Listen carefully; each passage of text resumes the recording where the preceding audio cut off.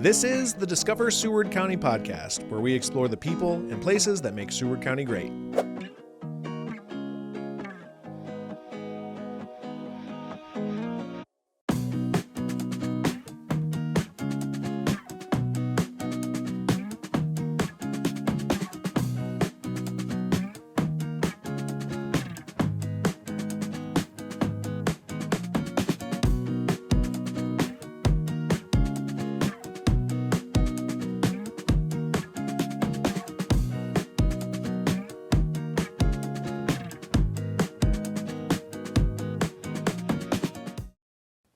Do this, yeah. Cool. Well, thank you so much. This is so fun. I'd love to get a chance to. Catherine loves library. Charlotte is loving library now, kindergartner. How long have you been doing library? This is my 21st year. Okay. And I taught third grade for 7 years. So do the math there. I'm into books, not from the numbers. Yeah. But it's been a while. Yeah, it's been a while. That's great. What got you into? I mean, what made, or I guess I should say, what was the transition from classroom teaching into the library? Well, it was because our school was growing. Gotcha. And they needed so way back, I mean, when I taught third grade, we only had one media specialist for the whole district. And so library wasn't a specials. And so as the schools kept growing, Rule 10 states that you have to have so many per students, you have to have this many media specialists. And so Mrs. Dawes, worked really hard at like getting a media specialist, but also the school board and everyone to be able to hire another media specialist. And that's when we got to welcome, so at the time that's our bell, sorry. But we had, Marge Commendo was our media specialist for all of the buildings. And she even went to like the small towns and all over. Yeah. She has great stories. And then Julie Christensen joined the team. And then it just so happened that they were looking for a full-time elementary. And I was like, that sounds amazing. That would be so fun. I've always looked forward to like author visits and reading books and connecting books with kids. And that was my favorite part of when I was a classroom teacher, was talking with kids one-on-one. I always made sure to meet with kids one-on-one once a week to talk about what books they're reading, if they need help with finding new books, things like that. And I just thought, gosh, if I could do this more, I would. And I told Mrs. Dodds that at the time, our building principal. And she was like, well, but have you ever thought about getting your media endorsement? I was like, well, no, I didn't even realize that was a thing. And so then I jumped in. Well, that's amazing. I'm all in. That's great. That's great. What is like a day in the life for a school librarian look like? I come in and I turn on the lights and I have music playing in the background. I like to play like instrumental music, just kind of sets the tone. We get books set up for different, times of year, different themes. And then right away at the beginning of the morning is readathon. So as kids come in to the building, they can go to walkathon in the gym, or they can come to readathon in the library. And it's really just reading. Like you just come in and you just start your day off with just a book and just cozy time to just read. And I think it's really good for kids that would be overwhelmed with walking in the gym, being surrounded by a lot of other kids, just to have that slow start to the morning. So that's how it usually starts, is with readathon. And then I say, all right, it's 8:05, go make it a great day. Or I'll say, have a good day, but if you can't, don't you dare go messing up anybody else's, things like that. So yeah. Well, that's great. So then as you have the different kids come through for their library special, what do those look like? I mean, I'm sure it has to be developmentally appropriate and all of that, but what does that look like from your perspective? So I incorporate technology and then authors and illustrators and try and, I do an introduction to typing. So we do some keyboarding, we do some digital citizenship.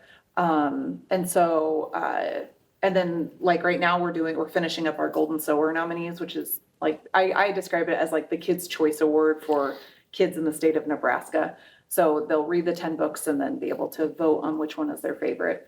I just try and alter. So it's with Golden Sewer, it's like hard to like we have to do that back to back. But after this, then I'll start getting into, okay, we're going to do a technology lesson. Then we'll do, maybe a different themed, book about like the season, or, like with September 11th that just passed, like with talking about things like that. So it's little special books or topics, then I kind of squeeze those in. So yeah, how do the kids, I mean, do kids universally love library as much as mine do, or is it like a hit and miss?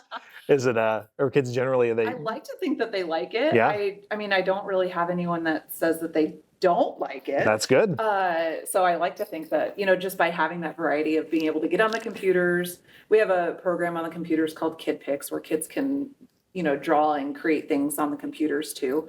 So I like to think that by offering a mix of things and varying it up every week that they come, that they're going to have something new and different that will excite them and interest them. I don't want to just be interesting to one group of kids. I want to be interesting to lots of the kids. I mean, to all of the kids eventually, but like I want them all to be interested at some point. Right. So, well, I think the variety and the fact that like the setting, I can't. I mean, my youth, my library when I was in grade school, it looked nothing like this. This is so engaging and it's welcoming. And I just remember like a stodgy room with like some bookshelves, right? And I have vague recollections of wood paneling because that was just everywhere. Yeah. But like, just that it's so warm and it's so inviting and it is multimodal. You have different stuff going on. I'm curious. One of my weird niche subjects that I really am interested in and passionate about is actually literacy. And so I'm interested in the years you've been doing this, have you seen any kind of a marked change in youth literacy and how things change and overall trends? Are those the same in Seward County or what are you seeing? I think, there's perfect timing. Perfect timing. I think so graphic novels are huge right now. And obviously those are a little bit newer since you and I were kids. Absolutely. And so graphic novels are huge. And so getting kids to read those it's so easy to have those. I mean, they can't stay on the shelf. Yeah. They're constantly checked out and rechecked out, and we have hold lists and things like that.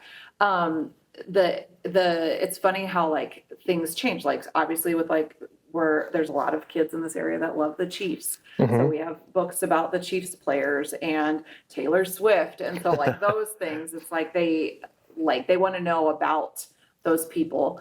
I try to have like a wide variety of books in here for lots of different demographics and then interests and things like that. So the farming books are always popular. We have tons of tractor books and 4-H and FFA, things like that. So, trying to think, has anything changed? Maybe so. Maybe kids want books that they see themselves in, and I think that that's really important to find those books that they see, hey, that's an aspect of my life, and I see that on the shelf. I tell the kids all the time, I'm like, whenever you see I have little signs in the books that say, I'm new here, and I always say, I picked that book for someone in the school. See if, maybe that's you. And that type of thing, because I want them all to feel like, hey, there's someone, or I just touched the microphone. Hopefully that is okay. You're fine. Like maybe she picked that book for me and, things like that. So yeah, no, that's great. And I mean, it's a buzzword, but representation in media really does matter, right? It really can help connect. Not even just a kid, a person, but especially when they're young, if they can see something of their own experience mirrored in something, it helps draw more synaptic connections. I had a kiddo last year that we read a book here in class, and she came up to me afterwards and she said, I'm so glad that you read that book because I think, Susie Q, I don't know his name's I think that book was probably really important for Susie Q because her family looks like that at home. Oh. And it was like, that is really cool to hear that like a book that we read may have helped someone feel like, hey, I belong. Yeah. And my family belongs, and things like that. And we've read books that about different cultures and backgrounds, and then we learn about them. Well, it's really fun to research with them, and as they ask questions, like I don't know the answer because I don't know everything, but let's look it up. Let's figure it out together. So. Oh, absolutely. I mean, and literature is it's a well-worn pathway to empathy and to knowledge, right? Yes. Like to experience something in a book. Mhm. I was just talking to somebody the other day and they said, well, I'm getting back into reading and I'm starting with nonfiction because I have some, or I'm starting with fiction because I have some nonfiction stuff, but I just can't get there. And I'm like, dude, no second reading is wasted, right? Absolutely. Like And there's I've so many- learned more from nonfiction or from fiction books than I have from some nonfiction books that I've read. And there's so many different types of reading. Like my husband Yes. is like, oh, I'm not a reader. I'm like, and he doesn't. He doesn't like to read books, but he's constantly reading the news. And that's why I tell the kids, I'm like, reading is not just books. It's reading the news. It's reading a blog post or a recipe, reading a cookbook. There's lots of different ways to read. And I love it when the kindergartners are like, but I don't know how to read. And I'm like, when we had McDonald's on the way out to Walmart, I said, and you drive by those two golden arches, what does that sign say? He's like, McDonald's. I'm like, you read that. You read McDonald's. Yep. Like your brain, you read that logo. That means you're reading. So everyone's reading. You might be reading the back of a cereal box. That counts as reading. Mhm. Things like that. So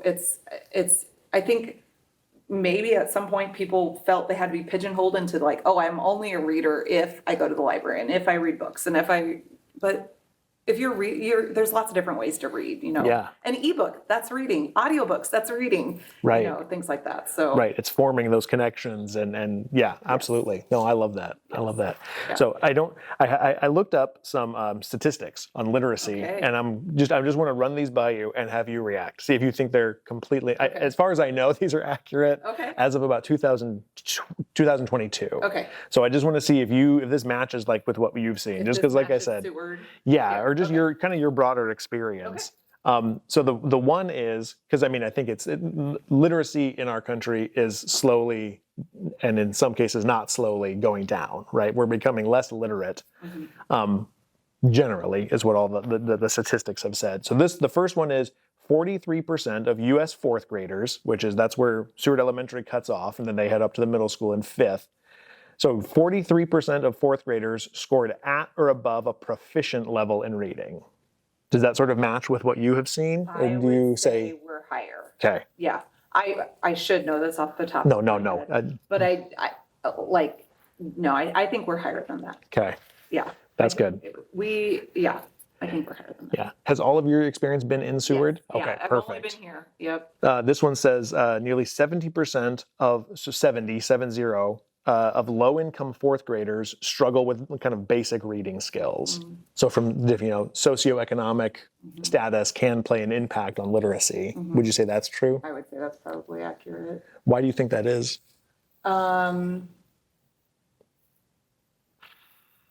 I think socioeconomic status has something to do with it. Maybe like the time, just they're not as exposed to books as other families that do have time to sit down and read.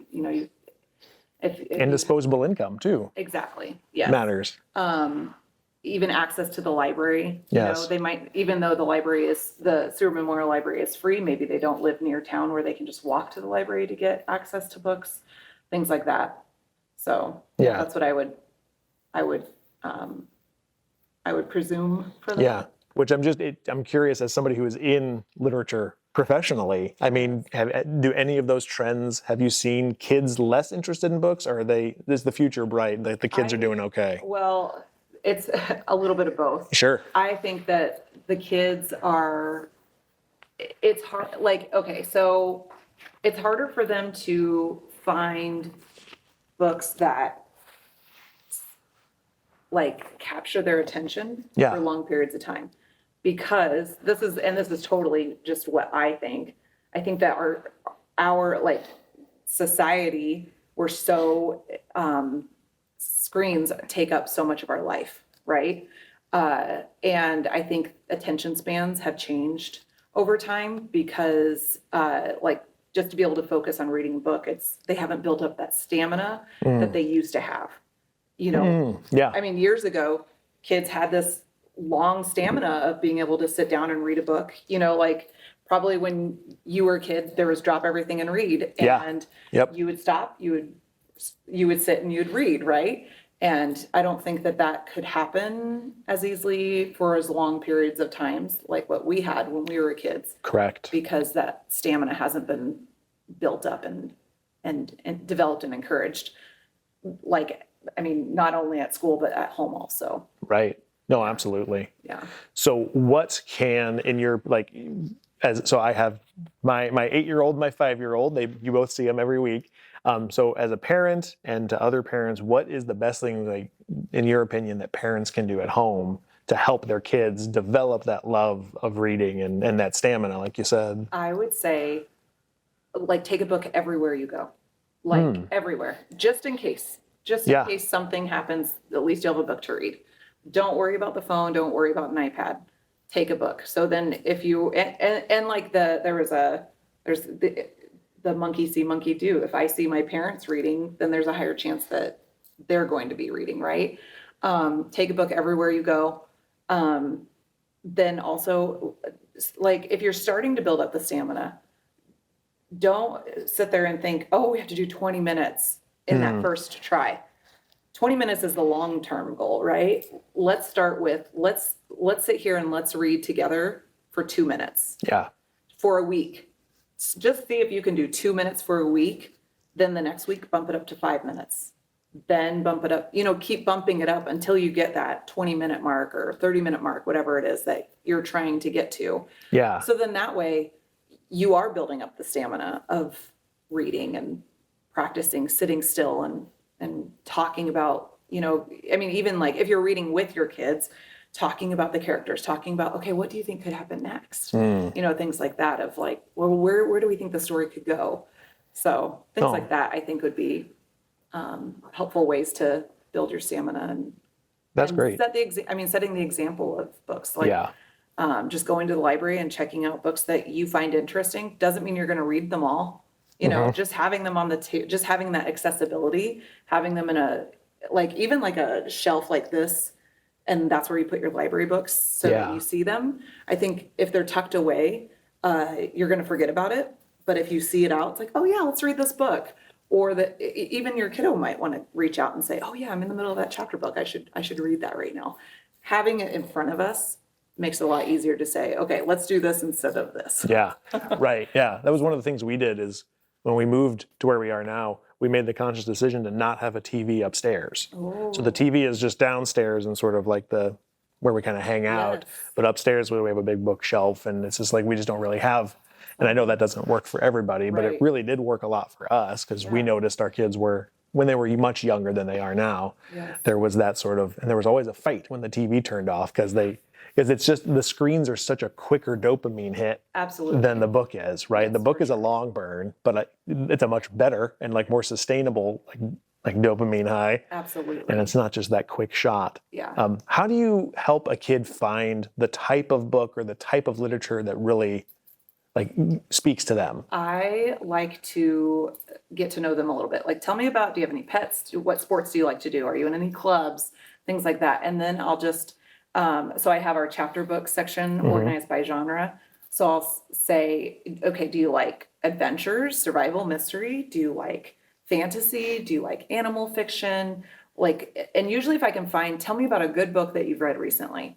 If they can tell me about that, I'll be like, oh, let's look at this one. And then we'll be able to pull off other books that are similar to it. So it's kind of like a real life Goodreads.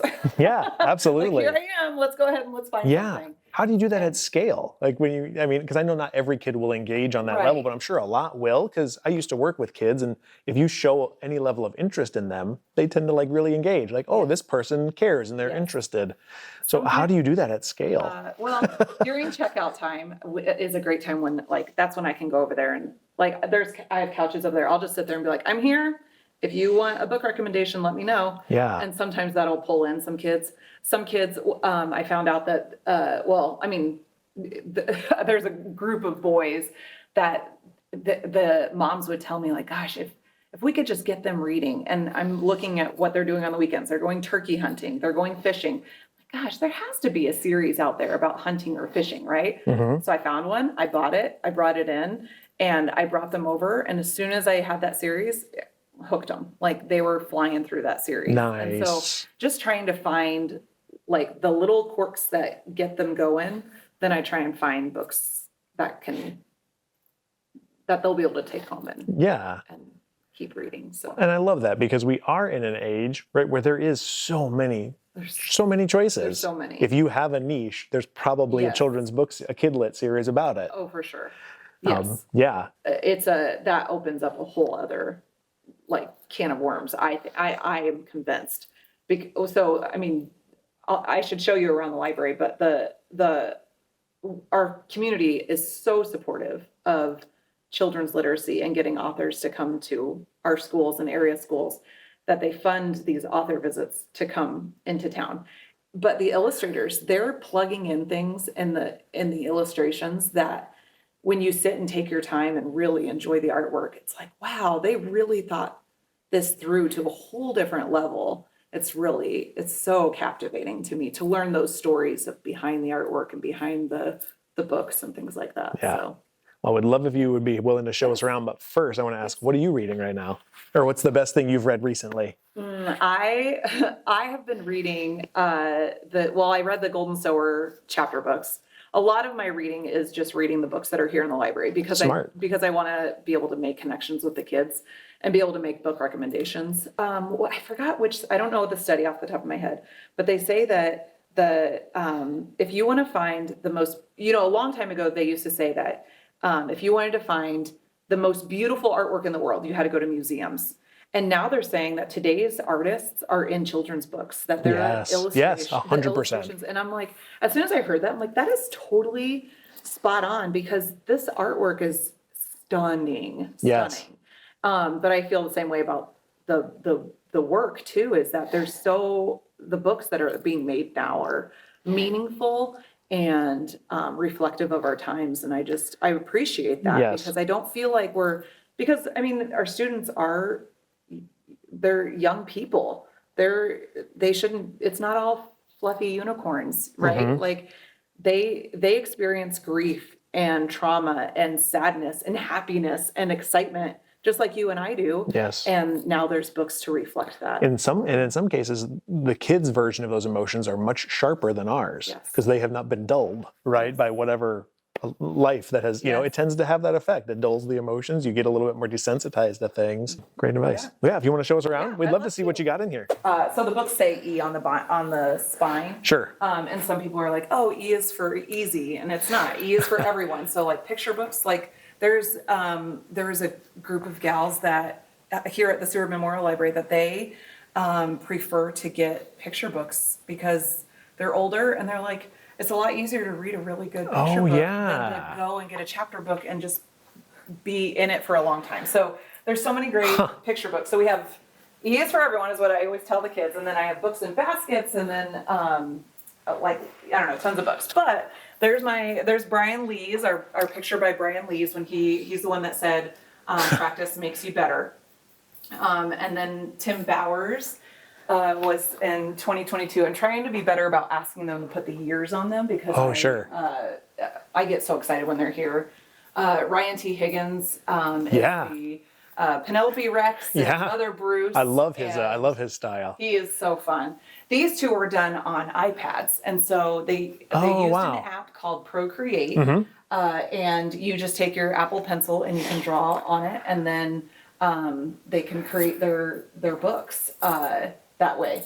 David Soman, he drew that on the iPad, but he doesn't do that for his books. I don't think he does. But he had a really great story about his sister I should try and grab one real quick and see if I can show it to you. It'd be funny if I could find it. But he and his sister had this like stuffed animal that was just god awful ugly. And so there it is right here. So he puts this character in every single one of his books. So like if you go through all of his books, you're going to find that character hidden in one of his books. So now the kids know that and they go and they want to look for that's so fun. God awful ugly character. And he always, he laughs about it. And he's like, and I think it's fun. I'm like, this is awesome. Like, this is so fun. I think it's fantastic. But Ladybug Girl, and then we had Anna Dudney, Llama Llama. Yes, of course. Some of these are so sentimental to me because Yeah. I'm like Anna Dudney is no longer with us now. She passed Oh, that's away. correct. And so I have a hard time covering that one up because she was so amazing. She was so Yeah. cool. Ben Clanton, he did that narwhal and jelly for us. And then afterwards, he wrote us a thank you card. And then he even he mailed me a piece of artwork, and I was like, oh, I've got to put this in the library for the kids to see, because it's just colored pencils. Oh my gosh. This is amazing. How do you go about establishing the connections with all the authors to have them come visit? Is that That is through, it used to be called the Plum Creek Literacy Festival that Concordia University used to host. Right. They no longer are hosting Plum Creek Literacy Festival anymore. And a group of, after, they were not going to do it anymore, a group of people, including myself, we decided we want to keep the spirit alive and keep these opportunities for not only for our schools here in Seward, but for the area schools.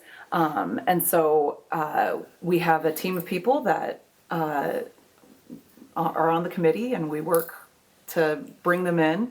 Dylan Toit is our author liaison. Okay. And so he has, he talks to the authors and sets those up for us to be able to come into town. So that's very cool. So Tad Hill's over here. And then on this side, this is our chapter book section. And this is how they're all, organized by the different genres. So if you have a kid that loves science fiction, then they can go to that section and they have that, it's easy. Yeah. I'm trying to make it easier to get into chapter books. Yes. And then R.W. Alley, and then Mo Willems. This was the year that I got hired. We had Mo Willems come to our school. And so I that's another one of those sentimental pieces that I'm like, I don't ever want to take Mo down because he doesn't do author visits anymore. Really? So, yeah. Okay. He's so famous, and so he's got so much going on.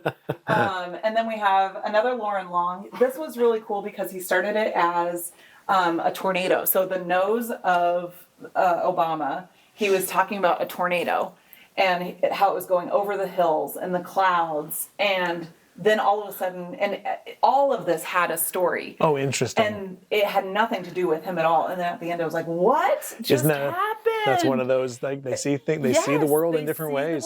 Absolutely. And Lauren, his new book, The School Bus. I think it's called The School Bus. I hope it's called The School Bus. But he had to get the story out of his mind and needed to see it. So he made a replica of the city with he made a sculpture in his studio. That's so cool. It looked like a little like a model train track type thing. It was like a little city. Yeah. This little bus, and amazing. Billy Sears and Nick Brule, Tom Lichtenheld. He used to do pictures, just meet at a coffee shop in Chicago, and they would just draw the pictures out on napkins. And I thought that was fantastic. That's fun. And then Matthew Cordell, he came in November, and by January he earned the Caldecott Medal. Oh wow! For his book Wolf in the Snow. So he was able, because after he visited, we stayed in touch, and he was posting stuff on his Facebook about the experience, the behind the scenes of winning the Caldecott.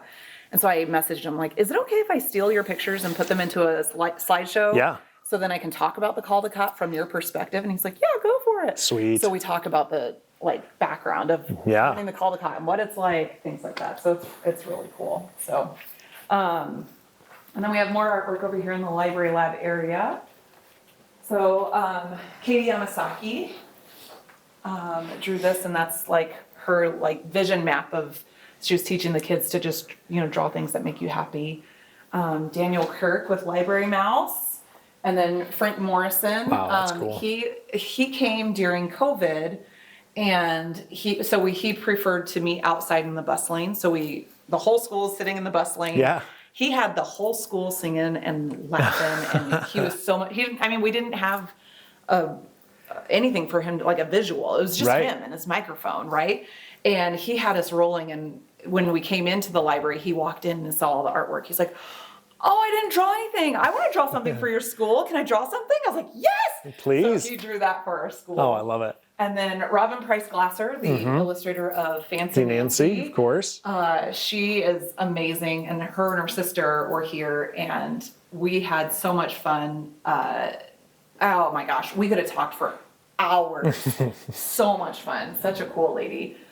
Tim Bowers, Guy Francis, and then Guy also did this Blue Jay. Oh, very nice. Since we're the Blue Jays, so yeah, in the hallway, I could show you the hallway. Yeah, if you want to let's do it. The kids are working on a Tower of Books challenge where they're able to. I'll open the doors for you.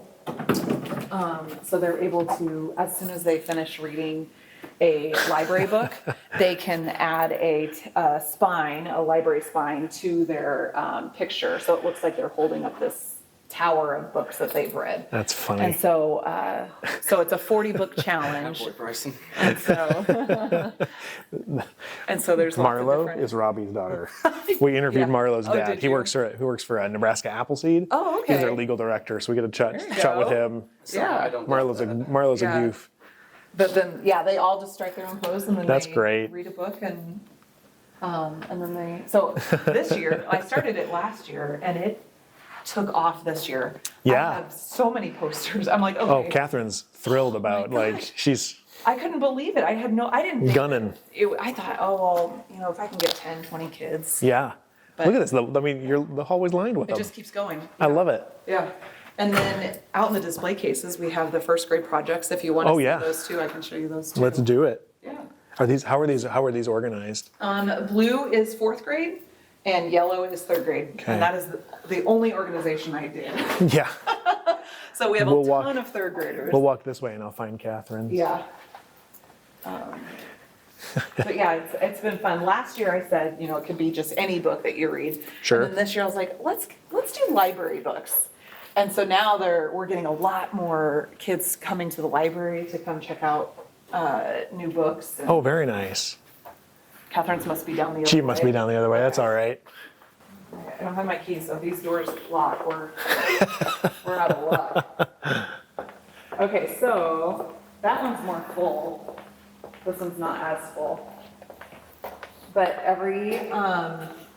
so let's see here. September, I invited first graders to take a book and do like a book review of Oh, it. fun. So they put like the main character on one side, the title with the author and illustrator on the other, supporting characters on one side, and then the other one is just like why they liked this book. Oh, amazing. And then what's going to happen is after, at the end of September, I'm going to have the office or like the specialists or like sped rooms, like anyone that is not a classroom teacher come and take a tissue box. So then the kids see that their Yes. projects are on display Great. in other places around. So October, we'll do the storybook pumpkin patch where they take a pumpkin face and make it look like a book character. But yeah, we try and do Thanksgiving, we'll do the Macy's Thanksgiving Day Parade. I think was it last year or the year before Catherine and I did Gandalf because I had read The Hobbit to her. Yes. I was like, He was falling apart as we were bringing him Yeah. into the school. I'm like, good luck, buddy. But it looks so good. It was fun. Yeah, it looks so good. So yeah, so these are, every month we do, try and do something. Well, each grade level gets a month and they do some sort of literacy-based project. So, yeah, there's some really fun projects. And this I love because like Mike came to our school last year, and so now we've got kids that are like excited about Mike Lowry, and so they're including the authors that have come to our school. Pretty fun. That is awesome. Yeah. I love how it's connected. It's not just read a book. It's Yes. let's understand it and think critically about it. I'm And trying it's to. so good. It's so good. And just like, Just like you said, even just the presence of Yes. having books around and Yes. visual. I remember reading a study about that too that said like kids who just see books in a house are more likely to be readers later on. exactly. Well, thanks for coming, guys. Yeah, thank Appreciate you it. for having me back. We're at that time of year where I think we get tricked every year. Back to school gets really busy, and then we're like, wow, this is really busy. And then after October and after Halloween, it's like we kick it into another gear, and we all just collective amnesia forget that it's going to be an Even worse. insanely Yes. busy time. It's a sprint. lurking.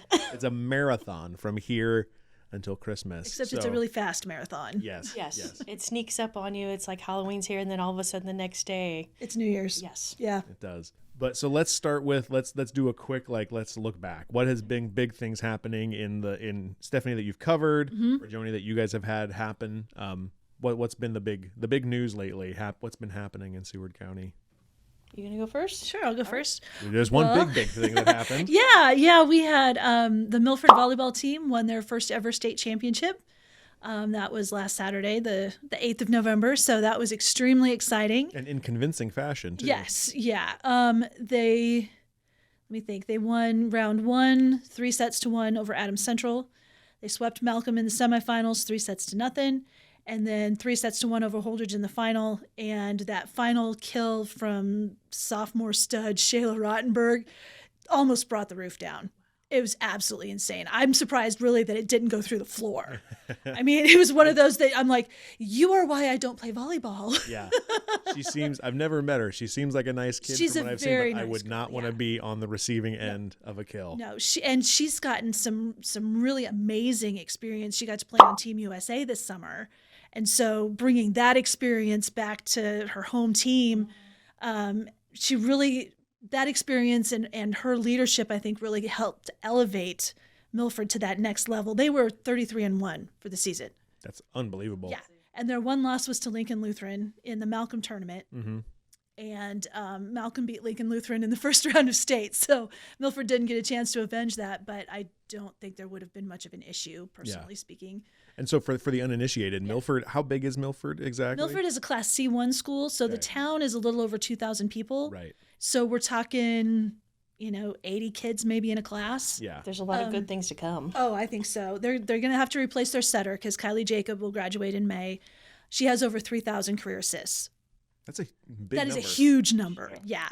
And 1,000 career digs, which for a setter is nuts. No, yeah. Because normally they're running from the back row to the front when they're in their back row rotation. And so they're not in position necessarily to pick up those digs, which is why you have your defensive specialists and your liberos. I mean, you've got to have all of the pieces and they've got to all be clicking. And this year it just clicked. And it was so much fun to watch that team. That's awesome. Well, congrats to Milford. Right? Absolutely. Congrats. Absolutely. I don't have a Congrats to camera Milford, pointed yeah. at me, but I was like, where is it? Is that one as closest to me? Congrats, Milford. Way to go. Absolutely, Way to yeah. go. Yeah. And what's Seward football up to? Because they're in the midst of something too, They right? were, yes. The quarterfinals were Friday night. It was a very sad night It was. for Seward area teams because Seward and Malcolm were both in the quarterfinals. Malcolm was out at Kearney Catholic. Seward was over at Waverly. Kearney Catholic is the 3 seed, I believe, in Class C2, and Waverly is the top seed in Class B. Both games went overtime. Both of our teams lost. It was very sad. That's rough. I was depressed all night. Yeah.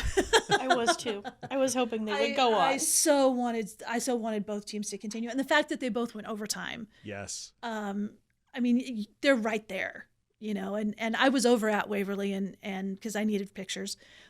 So it was just fun to watch that team, and it had been fun to watch them all season.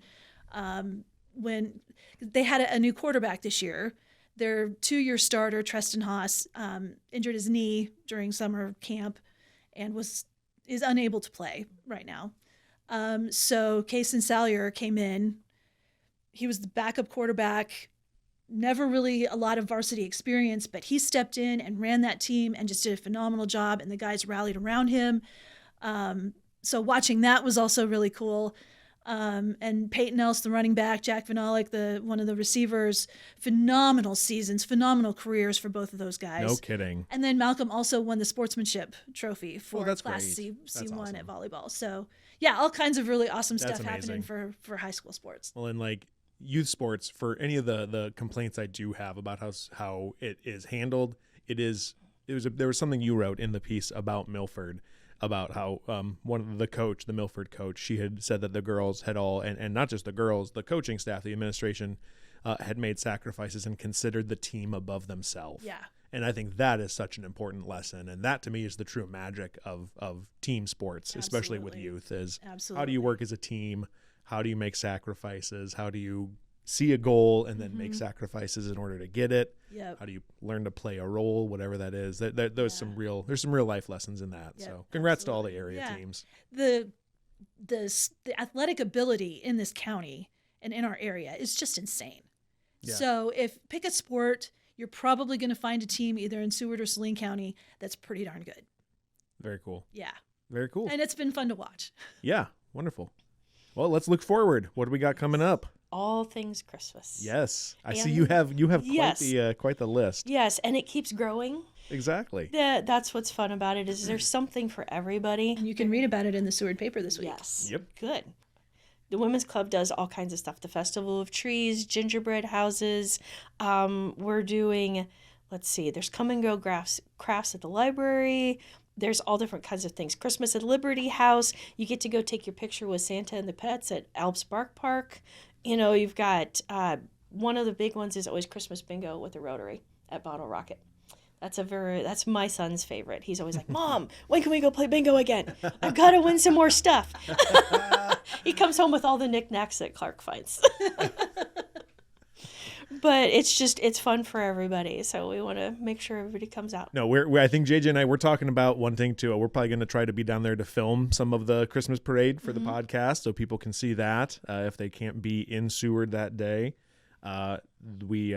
We're going to decorate the office a little bit. I was a Grinch, self-avowed when I was younger. I got so burned out on Christmas and the commercialism of it and everything that a 20-something thinks is like profound, to be like, oh, I'm culture. And then I had kids and I started seeing the holiday through their eyes. And so some of these events, right, that it's the gradual resizing of my heart, if we want to steal from Dr. Seuss, right? So how When many it comes to sizes has your Christmas. heart grown? Oh, I don't know. Many. I need to see a cardiologist. It's getting to be concerning. But so the town does a great job putting this stuff on. We're going to try to document it. We'll also include a link to the slice that the newspaper does, which is another way to keep up with all the information going on. We have stuff that Joanie, I'm sure you have. Where can people find? What's the best place for people to CultivateSewardCounty.com is our website, and then I'm working on the whole big long deal where you click on the icon and you can go to that event and find out what's going on if I get the information for it. Perfect. Otherwise, we share stuff out on Facebook all the time, Instagram, TikTok. That's where Santa may make an appearance. Oh, so. very nice. We'll link all of that stuff in the notes, but we want to thank you guys so much, and we'll cover as much of it as we can. And I know you guys will do a great job. I know you guys always do. So thanks for coming, and I guess I'll be the first to say happy holidays. Yeah. Thank you, and to you as well. Thanks.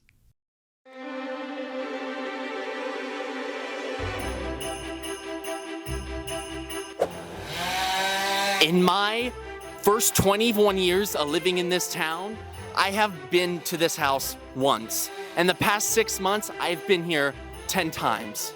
So I hope I don't overwelcome my stay, but I heard there is a Black Friday shopping deal here at the Liberty House. And it is only Monday, but we're gonna go harass our favorite individual and see what kind of deal she's has for us, or any work or anything. And I also miss Pat, so.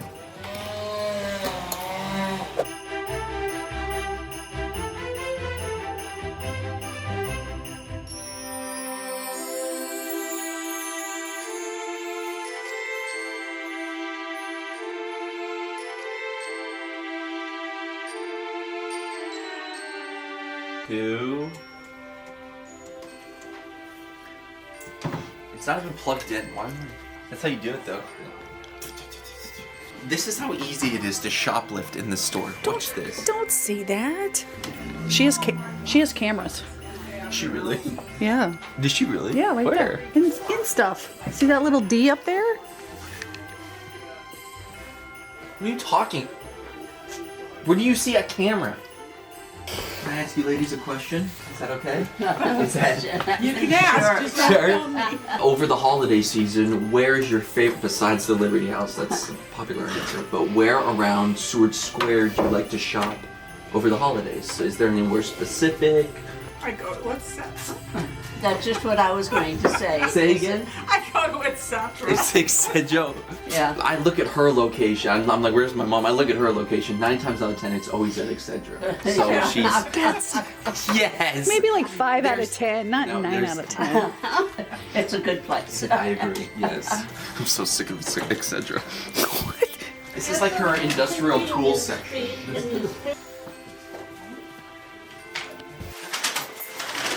What is that? Mom, what is this? That's a 5, Okay. 5 and a 20, so that's 25 monies. Okay, 25. We have 25 monies to spend. I think I failed as a parent. Oh, I know.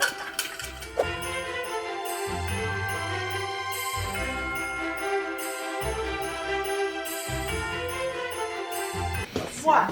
Hi. I think the camera comes out and then you feel like you have to.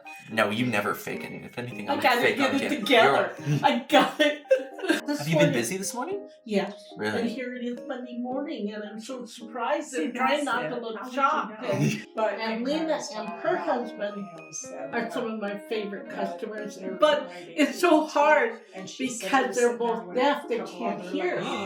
But I You have to do still the- you fight throw up with the them. gang We sign- just- you we throw up just the sign carry on language? and we just carry on. And now I'm frustrated because we've got everything ready, I think, and then I worked outside all last night, all yesterday, for 4 hours. I had every leaf picked up in that lawn.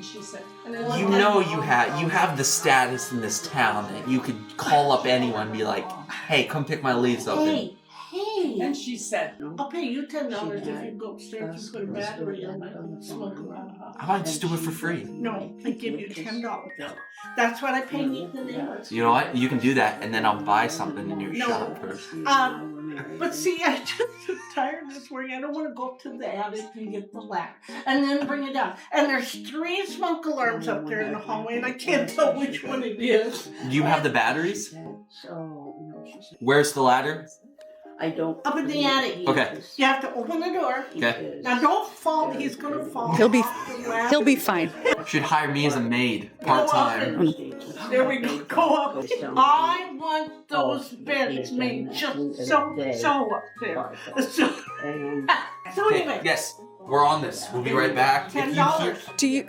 You don't have any guests upstairs right now, do you? Okay. Okay. So they're coming now. And the stupid fire alarm is, the smoke alarm is beeping. And I just I can hear it. I can't take the pressure. Okay, we'll take one little thing off your plate for you. We got you. $10. There's $10 in it for you. Gosh.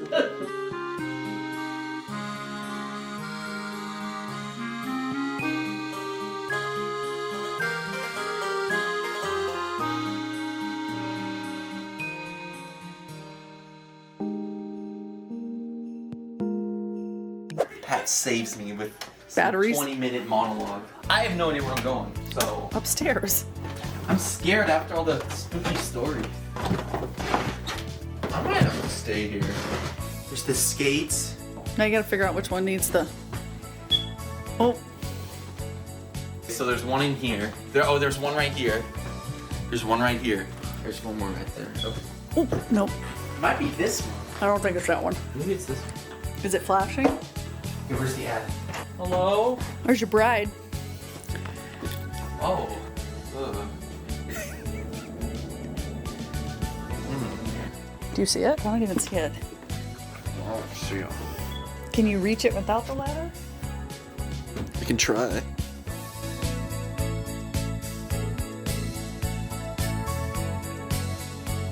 Get a taller chair. Nope. Nope. Nope. Nope. No. Can you reach it? Wait, I'm on the wrong side. Yep, turn it and then it should come down. Left. Yep. Shoot, this is my first time changing out. Why do we even need fire alarms? Like, It's a smoke alarm. or smoke alarms? Well, because if there's a fire and there's smoke, How often was that? When was the last time there was a fire here? Like, seriously? if that doesn't work, then turn it the other way. I don't even know. Okay, I don't know. Look at that! Yeah, you don't know either. Damn it. Hold that down until it beeps. Then you put it back on and screw it to the right. To the right. Yep. Good job. You're a big boy. I'm Pat's big, strong handyman. Oh, jeez, Pete.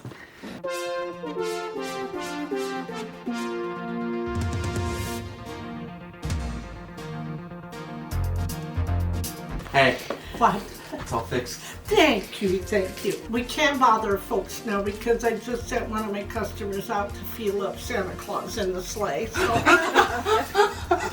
So she wanted to know if she could bend his legs because she wants to put him in the car and scare people. So I said, well, you could go out, feel him up. How Does that look like you? How much is this? You want to buy it? Yeah. Are you gonna wear it? I could wear it, yeah. Can I try it on? No, you're not going to wear this sweater, for God's sake. It would be fun. Yeah. I look good in But it. I'm not gonna. Oh, you probably want a bigger size. Gonna show off your pectoralis majors. I don't think they're big enough for Pat, so I don't think that's gonna be an issue. I'm going to go hide behind my counter. Let's raise the price on that sweater, Pat. Oh my god. Oh. Whoa. You know what you could wear? Don't you Okay, no wait. dare. I have to help him a minute. You have to do this here. Oh, yes. And then we're gonna go here, and we're gonna go like this, and do that up there, and then like that up there, and then you could wear a shirt underneath it. Yes. If you wanted, or one of those. Do guys wear cowl necks still? Every once in a while. They could. Like that, bling out of it. Yeah. No, I'm just kidding. I'll take it. I think it looks cute on you, actually. I don't need to say cute, but Hey, can I have it? It's Bobby. We'll give it to you. Oh, $18.50. My $10. No. Here you go. No, because What if it's a generous donation? no, changing a battery in the smoke alarm is not an easy thing. I did almost fall. He did not. did you know you were gonna try that sweater on today? No, I did not. Well, check that out. You got shoes to match. Look at that. I think we should put some snowflakes on those.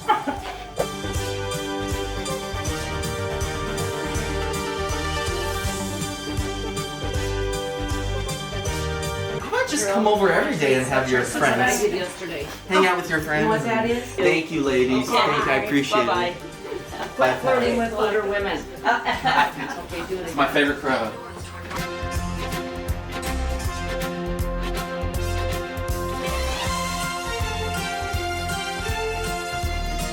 Bye, Pat. Why? I look great. I feel great.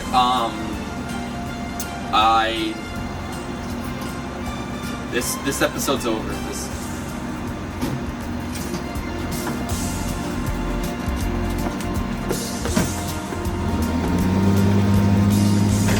Oh, shoot. That was Nick, the neighbor. What's he doing?